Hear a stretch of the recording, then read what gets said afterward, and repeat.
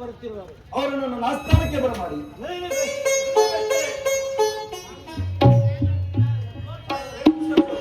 ಧನಪಾಲ ಶೆಟ್ಟಿಯೇ, ನಿಮಗೆ ಮಂಗಳವಾಗಲಿ. ತಾವು ಬಂದ ಸಮಾಚಾರವೇನು?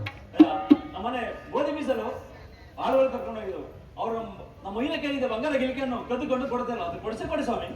ಅಯ್ಯ ಧನಪಾಲ ಶೆಟ್ಟಿ, ನಾನು ನಿಮ್ಮ ಬಂಗಾರದ ಗಿಲಿಕೆಯನ್ನು ಕೊಡಿಸುವೆನು. ತಾವಿನ್ನು ಹೊರಡುವಂತವರಾಗಿ. ಅಲ್ಲವೋ ದೇಶಿಕನೇ, ನಿನ್ನ ಹೆಂಡತಿಯು ಕದ್ದ ಬಂಗಾರದ ಗಿಲಿಕೆಯನ್ನು ನ್ಯಾಯವಾಗಿ ಕೊಡಿಸುವಂತವನಾಗು. ಸ್ವಾಮಿ, ಬಂಗಾರದ ಗಿಲಿಕೆಯನ್ನು ಸ್ವಾಮಿ, ಆ ಬಂಗಾರದ ಗಿಲಿಕೆಯನ್ನು ನನ್ನ ನೇತ್ರದಿಂದ ಸಹ ನೋಡಲಿಲ್ಲ ಸ್ವಾಮಿ. ಅಯ್ಯ ದೇಶಿಕನೇ, ನನ್ನ ರಾಜ್ಯದಲ್ಲಿ ಅರ್ಧ ರಾಜ್ಯವನ್ನು ನಿನಗೆ ಬಿಟ್ಟು ಕೊಡುತ್ತೇನೆ. ಒಂದು ಸುಳ್ಳನ್ನಾದರೂ ಹೇಳು. ಸ್ವಾಮಿ, ಒಂದೇ ಮಾತಿನಿಂದ ರಾಜ್ಯವನ್ನು ಗೆಲ್ಲಬಹುದು. ಒಂದೇ ಮಾತಿನಿಂದ ರಾಜ್ಯವನ್ನು ಸೋಲಿಸಬಹುದು. ಒಂದು ಸುಳ್ಳನ್ನು ಹೇಳಿ ರಾಜ್ಯವನ್ನು ಪಡೆಯಬಹುದೇ? ಮಂತ್ರಿ ಮಹಾಪ್ರಭು, ಈತನು ತನ್ನ ನೇತ್ರಗಳಿಂದ ಬಂಗಾರದ ಗಿಲಿಕೆಯನ್ನು ನೋಡಲಿಲ್ಲವೆಂದು ಸುಳ್ಳನ್ನು ಹೇಳುತ್ತಿರುವನು. ಈತನ ಎರಡು ನೇತ್ರಗಳನ್ನು ಕಿತ್ತು ಬಿಸಾಡು.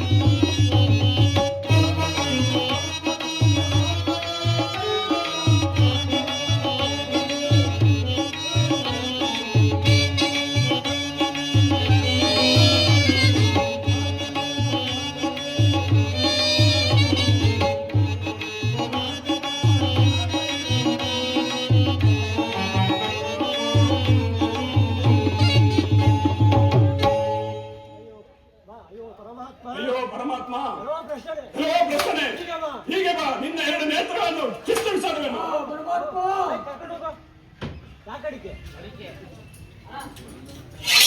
ಅಮ್ಮ ದಾಸಿಯೇ, ನ್ಯಾಯವಾಗಿ ಬಂಗಾರದ ಗಿಲಿಕೆಯನ್ನು ಕೊಡುವಂತವಳಾಗ. ನಾನು ಹೇಳುತ್ತಿರುವುದು ಸತ್ಯ. ನಾನು ಓದಿ ನಡೆಸುತ್ತಿರುವಾಗ ಆ ಗೋಡೆ ಮೇಲೆ ಪಕ್ಷಿ ಜೀವಂತವಾಗಿ ಅಪಾಯವಾಯಿತು. ನಾನು ಹೇಳುತ್ತಿರುವ ಸತ್ಯ ಸತ್ಯ ಸತ್ಯ. ಈಕೆ ನನ್ನ ನಾಲಿಗೆಯಿಂದ ಸುಳ್ಳನ್ನು ಹೇಳುವುದಿಲ್ಲವಂತೆ. ಈಕೆ ನಾಲಿಗೆಯನ್ನು ಕತ್ತರಿಸಿ ಬಿಸಾಡು. ಆ ಪರಮಾತ್ಮ, ಎಲ್ಲವೋ ಭ್ರಷ್ಟರೇ, ನಿನ್ನ ನಾಲಿಗೆಯನ್ನು ಕತ್ತರಿಸಿ ಬಿಸಾಡುವೆನು.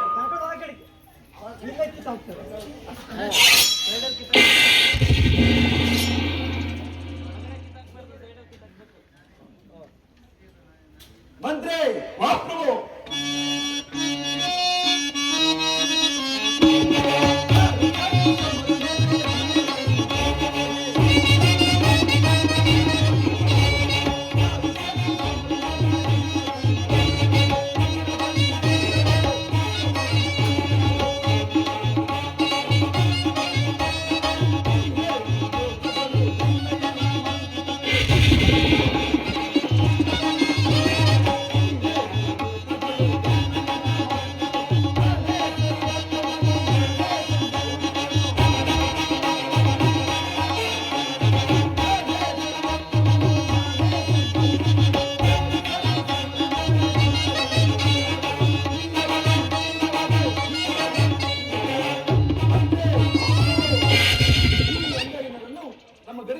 ಆಚೆ ಬಿಟ್ಟು ಬಂದಿರಿ. ಅಲ್ಲದೆ ನಿನ್ನ ರಾಜ್ಯಭಾರವನ್ನು ಮಾಡಿದ್ದಕ್ಕಾಗಿ ಸಾರ್ಥಕವಾಯಿತು. ತೆಗೆದುಕೋ ನಿನ್ನ ಈ ರಾಜಮುದ್ರೆ ಉಂಗುರ. ತೆಗೆದುಕೋ ನಿನ್ನ ಈ ಕಿರೀಟ, ತೆಗೆದುಕೋ ನಿನ್ನ ಈ ಪಟ್ಟದ ಕಡ್ಡಿ. ನಾನು ಚಕ್ರಾದ್ರಿಗೆ ಹೋಗಿ ತಪಸ್ಸನ್ನು ಆಚರಿಸಿ ನಿನಗೆ ಮಂಗಳವಾಗಲಿ.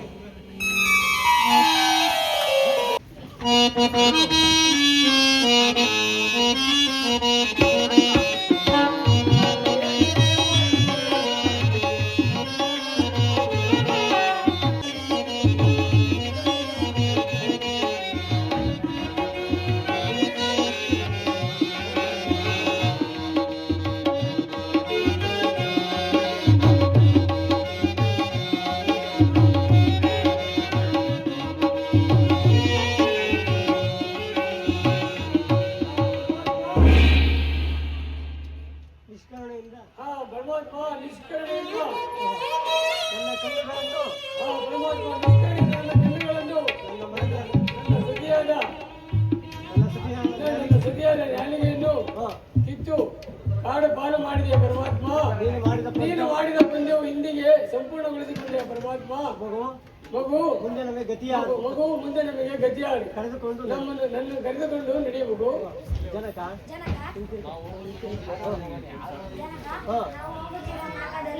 ಯಾವುದ ಮಂಟಪವು ಕಾಣುತ್ತಿರುವುದು ಅಲ್ಲಿ ಹೋಗೋಣ ಬನ್ನಿ. ಹಾಗೆ ಆಗಲಿ ಮಗು.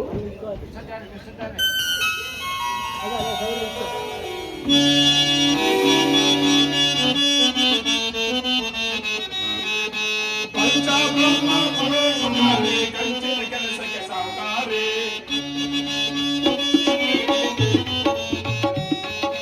ಪಂಚಬ್ರಹ್ಮ ಪರೋಪಕಾರಿ ಕಂಚಿನ ಕೆಲಸಕ್ಕೆ ಸಾಕಾರೆ. ಹೇಗಿನ ಮುಂಚೆ ಗುರುವಿಗೆ ಮಾಡಿ,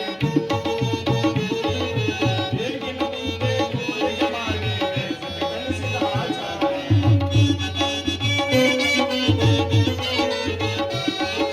ಸಣ್ಣ ತಂತಿಯ ಚೆಲ್ಲಿಗೆ ಮಾಡಿ ದೇಶಕ್ಕೆ ಕಲಿಸಿದ ಆಚಾರ್ಯ.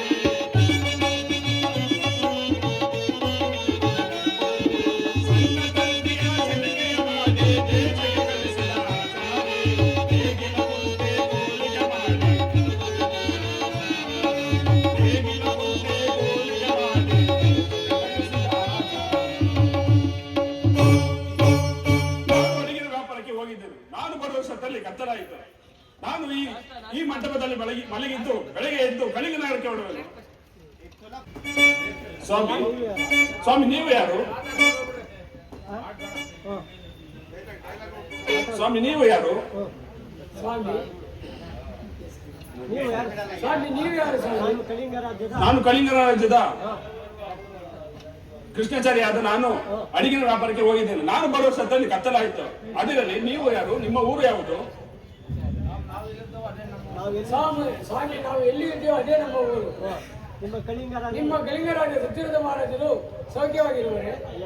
ಅಯ್ಯ ಗಾಚಾರವಯ್ಯ, ನಮ್ಮ ನಮ್ಮ ಕಳಿಂಗ ರಾಜರು ನಮ್ಮ ಕಳಿಂಗ ರಾಜ್ಯದ ಸತ್ಯವ್ರತನು ತನ್ನ ಸತಿಯಾದ ಚಂದ್ರಾಸೆಯನ್ನು ಎಲ್ಲಿಗೋ ಕರಗಿದ್ದುಕೊಂಡು ಹೋಗಿರುವರು. ಪರಬರ ದೇಶದ ದುಷ್ಟಾದಿಮನಾದ ಆ ರಾಜ್ಯಕ್ಕೆ ಗುತ್ತಿಗೆ ಹಾಕಿ ಆ ರಾಜ್ಯಕ್ಕೆ ಆತನೇ ರಾಜನಾಗಿರುವರು. ಅಯ್ಯ ನಿನಗೆ ನೇತ್ರವಿಲ್ಲ, ನಿನ್ನ ಮಗನಿಗೆ ಕರಗಳಿಲ್ಲ, ನಿನ್ನ ಹೆಂಡತಿಗೆ ನಾಲಿಗೆ ಇಲ್ಲ. ಇದೆಲ್ಲವೂ ಪೂರ್ವ ಕಾಲದಲ್ಲಾದವೋ ಅಥವಾ ಮಧ್ಯದ ಕಾಲದಲ್ಲಾದವೋ ಅದನ್ನು ತಿಳಿಸುವುದಾಗಿ ಕೂತಿದೆ. ಅಯ್ಯ ಗಾಚರವಯ್ಯ, ನೀವು ಕಟ್ಟಿಸಿದ ಮಂಟಪವು ಸತ್ಯವ್ರತನು ಕಟ್ಟಿಸಿದ ಮಂಟಪ. ಸಾಲು ಸಾಲು ಮರಗಳು, ಕಲ್ಲು ಬಾಗಿಲುಗಳು ನೋಡಯ್ಯ. ಅಯ್ಯೋ ಪರಮಾತ್ಮ, ಅಯ್ಯೋ ಪರಮಾತ್ಮ, ನಾನು ಕಟ್ಟಿದ ಮಂಟಪವು ನನ್ನ ಕಣ್ಣಿಗೆ ಕಾಣಲಾಗಿದೆ ಪರಮಾತ್ಮ. ಅಯ್ಯ ನಿಮ್ಮನ್ನು ನೋಡಿದರೆ ನನಗೆ ಘನೀಕರಣ ಉಂಟಾಗುತ್ತದೆ. ನೀವು ನಮ್ಮ ಮನೆಗೆ ಬರುವರಾಗಿ ನೀವು ಸಾಧ್ಯವಾದ ಮಟ್ಟಿಗೆ ತಿಥಿಯನ್ನು ಹೊತ್ತು, ನಿನ್ನ ಹೆಂಡತಿಯು ಕೈಲಾದ ಮಟ್ಟಿಗೆ ಕಬ್ಬಿಣವನ್ನು ಬಡಿಯಲಿ, ನಿನ್ನ ಮಗನು ಕೈಲಾದ ಮಟ್ಟಿಗೆ ಕತ್ತೆಗಳನ್ನು ಹಾಗೂ ಕಾಯಲಿ. ನಿಮಗೆ ಅನ್ನ ವಸ್ತ್ರವನ್ನು ಕೊಟ್ಟು ಕಾಪಾಡವನ್ನು ಸ್ವಾಮಿ ನೀವು ನಮ್ಮ ಮನೆಗೆ ಬರುವರಾಗಿ.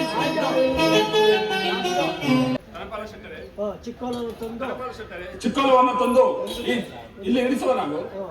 ಪಗಡೆ ಬಳಿಗೆ ಪಗಡೆ ಬಳಿಗೆ ನನ್ನನ್ನು ಕರೆದುಕೊಂಡು ಹೋಗಿ ನಿಲ್ಲಿಸಿ. ನಾನು ಹಿಂದೆ ರಾಜನಾಗಿದ್ದ ಕಾಲದಲ್ಲಿ ನಾನು ಹಿಂದೆ ರಾಜನಾಗಿದ್ದ ಕಾಲದಲ್ಲಿ ಅನೇಕ ಬಡವರಿಗೆ ಸಹಾಯ ಮಾಡಿದೆನು. ಆ ಸತ್ಯವಿದ್ಯನನ್ನು ಕಾಪಾಡಲಿ. ಇದೇನು ಈ ರೀತಿ ಓಹೋ, ಏನು ಇದೇನು ಇವನು ಈ ರೀತಿ ಮಾತಾಡುತ್ತಿರುವುದಲ್ಲ. ಅನೇಕ ಕಾಲದಲ್ಲಿ ನಾನು ರಾಜನಾಗಿದ್ದ ಕಾಲದಲ್ಲಿ ಅನೇಕ ಧರ್ಮ ಅನೇಕ ಧರ್ಮಗಳನ್ನು ಮಾಡಿದ್ದೇನೆ ಎಂದು ಹೇಳುತ್ತೇನಲ್ಲ, ಈತನು ಯಾರಾಗಿರಬಹುದು? ಎಲ್ಲವೋ ಕುರುಡ, ಸುಳ್ಳನ್ನು ಹೇಳಿ ಕಣ್ಣು ನ್ಯಾಲಿಗೆಯಲ್ಲಿ ಕೀಳಿಸಿಕೊಂಡು ಧರ್ಮವನ್ನು ಕಾಪಾಡಲು ಬಂದೆಯಾ? ನಿನ್ ನಾಚಿಕೆ ಆಗುವುದಿಲ್ಲ ಸ್ವಾಮಿ. ಸ್ವಾಮಿ ನನಗೆ 1 ನಿಮಿಷ ಅವಧಿ ಕೊಟ್ಟರೆ. ಸ್ವಾಮಿ ನನಗೆ 1 ನಿಮಿಷ ಅವಧಿ ಕೊಟ್ಟರೆ ನೆನಪಿಸಿಕೊಂಡು ಹೇಳಬೇಕು ಸ್ವಾಮಿ. ಜನಕ ನಾವು ಆಚಾರ್ಯರ ಮನೆಯಲ್ಲಿ ಶನಿ ಮಹಾತ್ಮೆಯನ್ನು ಓದಿಸಿದ ಸಮಯದಲ್ಲಿ, ನಾವು ದಾನವನ್ನು ಕೊಟ್ಟ ಸಮಯದಲ್ಲಿ ಹರಿದಾಸರು ಹೇಳಲಿಲ್ಲವೇ, ನೀವು ಕೊಟ್ಟ ದಾನವು ನಿಮ್ಮನ್ನೇ ಕಾಪಾಡಲಿ ಎಂದು ಹೇಳಲಿಲ್ಲವೇ? ಆ ಶನಿದೇವರನ್ನು ಧ್ಯಾನಿಸೋ ತಂದೆ. ಮರೆತಿದ್ದೇನು ಹೇಳ್ರಿ. ಅಯ್ಯೋ ಮರೆತಿದ್ದೇನು. ಅಯ್ಯೋ ಬರೆದಿದ್ದೇನು. ಶನಿದೇವ ಶನಿದೇವ ಈ ಸಮಯದಲ್ಲಿ ಬಂದು ನಮ್ಮನ್ನು ಕಾಪಾಡಬಾರದೆ. ಧನಪಾಲ ಶೆಟ್ಟರೆ ನೋಡಿದ್ಯಲ್ಲ, ಕುರುಡನೆಂದು ಹೇಳಿದ್ಯಲ್ಲ, ಇವರು ಎಂತ ಸತ್ಯವಂತರಾಗಿರ್ಬಹುದು. ಧನಪಾಲ ಶೆಟ್ಟರೆ ಈತನ ಧರ್ಮದ ತೂಕಕ್ಕೆ ಬಂಗಾರವನ್ನು ತಂದು ಸುರಿಸುವ ನಾವು. ಮಹಾಪ್ರಭು ನಮ್ಮ ಮನೆಯಲ್ಲಿದ್ದ ಬಂಗಾರವನ್ನು ತಂದು ಸುರಿಸಿದರು. ಈತನ ಧರ್ಮವು ಹೆಚ್ಚಾಗಿ ಕಾಣುವುದು. ಹೇಳು ಮಂತ್ರಿ, ನಮ್ಮ ಅರಮನೆಯಲ್ಲಿರುವ ಬಂಗಾರವನ್ನು ತಂದು ಸುರಿಸುವ ನಾವು. ರಾಜೇಂದ್ರ, ನಮ್ಮ ಅರಮನೆಯಲ್ಲಿದ್ದ ಬಂಗಾರವನ್ನು ತಂದು ಸುರಿಸಿದರು. ಈತನ ಧರ್ಮವೇ ಹೆಚ್ಚಾಗಿ ಕಾಣ್ತಿರೋದು. ಬೈಕ್ ಕೊಡ್ರಿ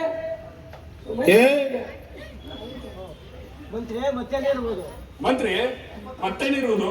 ಮಹಾಪ್ರಭು, ಈ ಕೂಡನ ಹೆಂಡತಿ ಮಂತ್ರಿ, ಆ ಕುರುಡನ ಹೆಂಡತಿಯ ಮಾಂಗಲ್ಯವನ್ನು ಈ ತಾಸಿನಲ್ಲಿ ಇರಿಸುವ ನಾವು. ದಾಸಿಯೇ ನಿನ್ನ ಮಾಂಗಲ್ಯವನ್ನು ತಂದು ಹಾಕುವಳಾಗು. ಏನಾಶ್ಚರ್ಯ. ಓಹೋ, ಏನಾಶ್ಚರ್ಯ. ಈಕೆಯು ಎಂತಹ ಮಹಾಪತಿವ್ರತ ಶಿರೋಮಣಿ ಇರಬಹುದು. ಈಕೆ ಧರ್ಮವನ್ನು ಎಲ್ಲರೂ ಕೊಂಡಾಡುತ್ತಿರಲ್ಲ. ಇರಲಿ, ಇವರಿಗೆ ನನ್ನ ನಿಜ ರೂಪ ದರ್ಶನವನ್ನು ತೋರಿಸುವನು.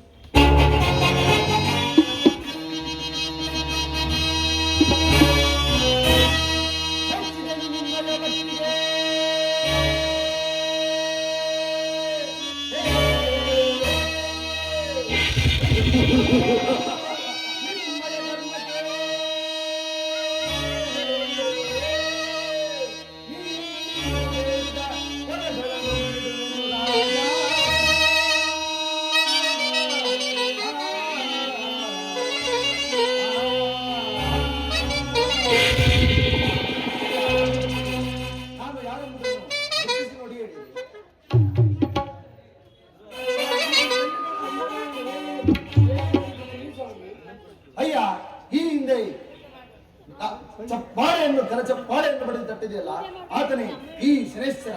ತಿಳಿಯುತ್ತೆ? ಅಪರಾಧವನ್ನು ಮನ್ನಿಸಿ ಕಾಪಾಡುತ್ತಂತೆ. ಶನಿದೇವ ನನ್ನ ಅಪರಾಧವನ್ನು ಮನ್ನಿಸಿ ಕಾಪಾಡುತ್ತಂದೆ, ಕಾಪಾಡು.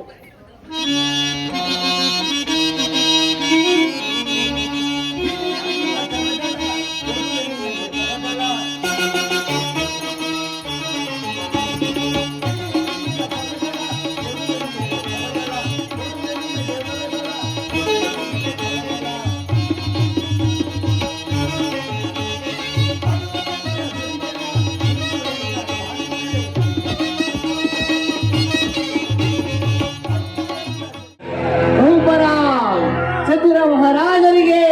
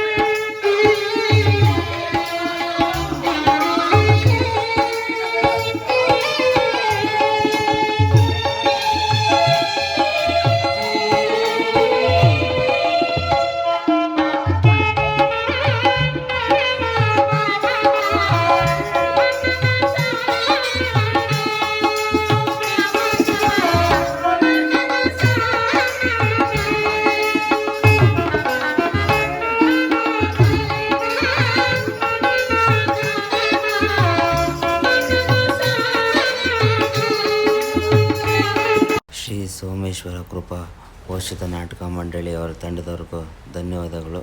ತುಂಬ ಚೆನ್ನಾಗಿ ನಡೆಸ್ಕೊಟ್ರಿ. ಈ ನಾಟಕದ ನಿರ್ದೇಶಕರು ವಿರಂಜನಪ್ಪ ಅವ್ರಿಗೂ ನಾನು ಧನ್ಯವಾದ ತಿಳಿಸ್ತೀನಿ. ತುಂಬ ಚೆನ್ನಾಗಿ ಹೇಳ್ಕೊಟ್ಟಿದ್ದಾರೆ, ತುಂಬ ಚೆನ್ನಾಗಿ ನಡೆಸ್ಕೊಟ್ರು ಕೂಡ. ಟೈಮ್ ತಕ್ಕಂತೆ ನಮ್ಮ ನಾಟಕ ತುಂಬ ಚೆನ್ನಾಗಿ ಬಂತು. ಎಲ್ಲ ಊರುಗಳಲ್ಲೂ ಆದಷ್ಟು ಈ ಥರ ನಾಟಕಗಳು ನಡೀತಾ ಇರಲಿ, ಜನ ಸೇರ್ತಾ ಇರಲಿ. ಏಕೆಂದರೆ ಜನ ಇವಾಗ ಸೇರೋದು ನಿಂತೋಗಿದೆ ಮತ್ತು ನಾಟಕಗಳು ನಿಂತೋಗಿದೆ. ಕಲಾವಿದರು ಹೇಗೆ ಬೆಳಿಬೇಕು, ಕಲಾವಿದರು ಕಾಣೆ ಆಗ್ತಾಯಿದ್ದಾರೆ. ಆಗೋದು ಬೇಡ, ಕಲೆ ನಡೀತಾ ಇರಲಿ, ಕಲಾವಿದರು ಬೆಳೀತಾ ಇರಲಿ, ಕಲಾವಿದ್ರಿಗೆ ಒಂದು ಸ್ವಲ್ಪ ಸಪೋರ್ಟ್ ಮಾಡೋಣ, ಕಲಾವಿದರು ಚೆನ್ನಾಗಿರಲಿ, ನಾವು ಕಲಾವಿದನ ಬೆಳೆಸೋಣ ಅಂತ ಹೇಳ್ತಾ, ನಿಮ್ಗೆ ಬೇಕಾದರೆ ಈ ನಂಬರ್ ಕಾಂಟ್ಯಾಕ್ಟ್ ಮಾಡಿ. ನಿಮ್ಮೂರಲ್ಲೂ ಪೌರಾಣಿಕ ನಾಟಕ ನಡೆಸ್ಕೊಡ್ತಾರೆ, ಚೆನ್ನಾಗಿ ನಡೆಸ್ಕೊಡ್ತಾರೆ. ಇನ್ನೂ ಅಲ್ಲಿ ಊರಲ್ಲಿರೋ ಯಾರನ್ನ ಇಂಟ್ರೆಸ್ಟ್ ಇರೋರು ಬೇಕಾದ್ರೆ ಕಲಿಬೋದು, ಹೇಳ್ಬೋದು ಬೇಕಾದರೆ. ನನ್ನ ಚಾನಲ್ನಲ್ಲಿ ಟೋಟಲ್ 9 ಎಪಿಸೋಡು ಅಪ್ಲೋಡ್ ಮಾಡಿದ್ದೀನಿ. ಫುಲ್ ವಿಡಿಯೋ ಇದೆ, ದಯವಿಟ್ಟು ನೋಡಿ, ಸಪೋರ್ಟ್ ಮಾಡಿ, ಸಬ್ಸ್ಕ್ರೈಬ್ ಮಾಡಿ, ಲೈಕ್ ಮಾಡಿ ಅಂತ ಕೇಳ್ಕೊತ, ಇನ್ನೂ ನಾನು ಅತಿ ಹೆಚ್ಚು ವೀಡಿಯೋಸ್ ಅಪ್ಲೋಡ್ ಮಾಡ್ತಾ ಇರ್ತೀನಿ. ಅಥವಾ ಶನಿ ಪ್ರಭಾವ ಕಥೆಯ ವಿಡಿಯೋ ಇದಾಗಿದ್ದು ಕೊನೆಯ ವಿಡಿಯೋ ಆಗಿರುತ್ತೆ. ಈ ವಿಡಿಯೋ ನಾನು 9 ಎಪಿಸೋಡ್ ಮಾಡಿ ಮುಗಿಸಿದ್ದೀನಿ. ದಯವಿಟ್ಟು ನೋಡಿ, ಸಪೋರ್ಟ್ ಮಾಡಿ.